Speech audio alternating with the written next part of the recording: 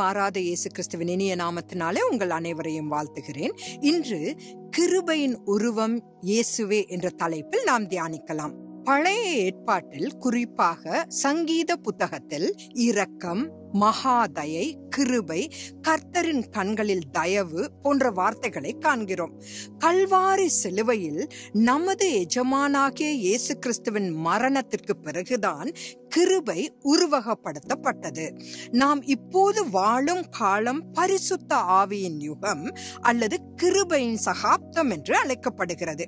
இயேசு கிறிஸ்து பரலோகத்திற்கு ஏறிய பிறகு அவர் நம்முடைய ஆவிக்குள் நுழையும்படி பரிசுத்த ஆவியானவரை அனுப்பியதை உறுதி செய்தார்.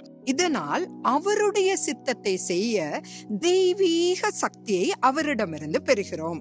கர்த்தரை போல மேலும் மேலும் ஆவிக்குரியவர்களாக மாறுவதற்கான இந்த வாழ்வுதான் கிருபை என்று அழைக்கப்படுகிறது. கிருபை என்பது கிறிஸ்துவின் செலவில் கிடைக்கும் கர்த்தரின் செல்வமாக வரையறுக்கப்படுகிறது. இது இன்று சபைகளில் உள்ள மாம்சத்தில் மரிக்கும் நம் அனைவர் மீதும் செலுத்தப்படும் கர்த்தரின் அளவிலா தயவாகும். அப்போஸ்தலனாகிய பேதுரு எழுதுவதை நாம் பார்க்கலாம்.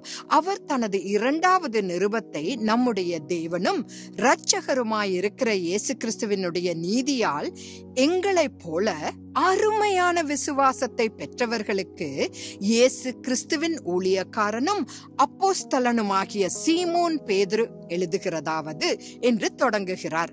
உண்மையில் 2வது வசனத்தில் தேவனையும் நம்முடைய கர்த்தராகிய இயேசுவையும் அறிகிற அறிவினால் உங்களுக்கு கிருபையும் சமாதானமும் பெருக கடவது என்று கூறுகிறார். பழைய ஏற்பாட்டில் நோவா கர்த்தருடைய பார்வையில் கிருபை பெற்றார்.